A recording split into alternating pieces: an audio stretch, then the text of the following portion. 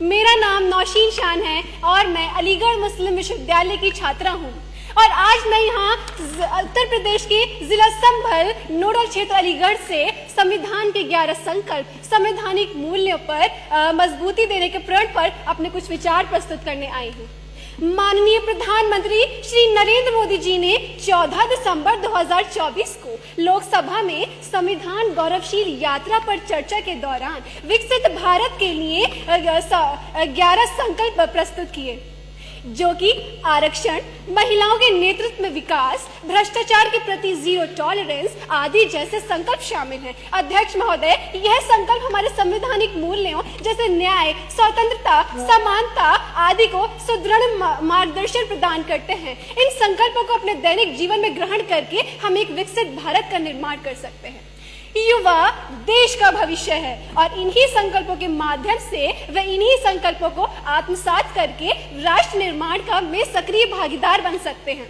किंतु अध्यक्ष महोदय, अधिकांश युवा तो संविधान की गहराई से ही वंचित है कि मैं भारत देश की बेटी हूँ, हरगिज डर नहीं सकती और आवाज उठाना हक है मेरा, पीछे हट नहीं सकती। कभी कभी ये संकल्प केवल औपचारिकता बनकर रह जाते हैं। अध्यक्ष महोदय, ये संकल्प को लोग केवल एक दिन की रस्म समझकर ही भूल जाते हैं। संकल्प लेना आसान है किंतु उन्हें अपने दैनिक जीवन में उतारना अत्यधिक मुश्किल। उदाहरण स्वरूप, भ्रष्टाचार मुक्त भारत का सपना तभी सार्थक होगा जब प्रत्येक युवा, प्रत्येक नागरिक ईमानदारी से कर्तव्य करे। अध्यक्ष महोदय, यह बिल्कुल सटीक बात है कि जब हम कोई बड़े स्तर पर निर्णय लेते हैं तो उसमें कठिनाइयां तो आती ही हैं, किंतु उनका समाधान भी होता है। 2047 तक इन संकल्पों के माध्यम से देखा गया सपना भले ही पहाड़ जैसे लगे, किंतु याद रखिए कि पहाड़ भी आशा के छोटे कंकड़ से बना होता है।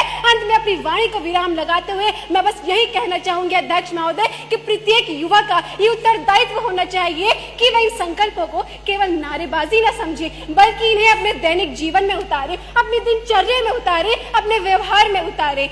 और यदि वे ये चाहते हैं कि उनके मुंह में खाने का निवाला देकर पचाने का काम भी कोई और करे तो यह तो असंभव होगा। अध्यक्ष महोदय, स्वामी विवेकानंद जी के कुछ बोल द्वारा विराम देना चाहूंगी कि उत्तिष्ठ जागृता प्राप्य वरान निबोधतः, यानी उठो, जागो और अपनी लक्ष्य की प्राप्ति करो। और ये हर एक युवा के लिए है, इस भवन में बैठे प्रत्येक व्यक्ति के लिए है। जय हिंद, जय भारत, जय संविधान।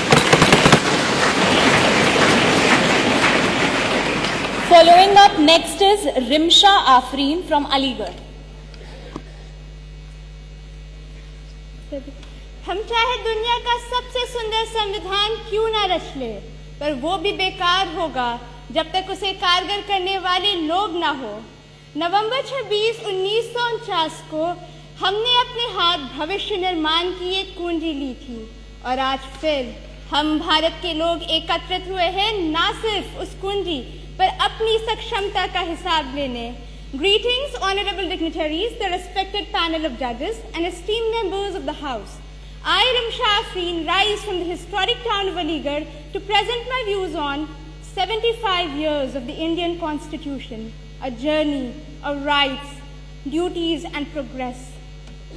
I am speaking of a document which raised Ambedkar from the margins of a class to the hem of the nation, which believed in the judgment despite the illiteracy of its people. I am speaking of a charter crafted with prudence and thought.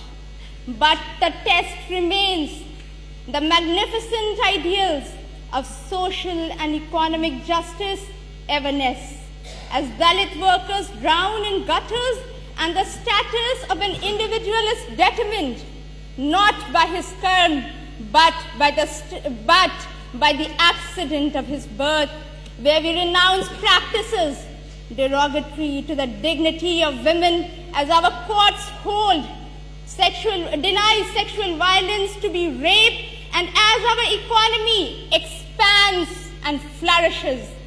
73% of the wealth we make is garnered by those 1% at the top. The 670 million, poorer 670 million see a unit percent increase in wealth, and the number of our billionaires jumps from mere 9 in 2000 to 343 today. Now, my fellow countrymen, picture the last man in the row, the poorest and the weakest you have seen, and answer in what measure has his life improved. That indeed should be the guide, not just to our national life, but to all individual and collective endeavor. Thank you.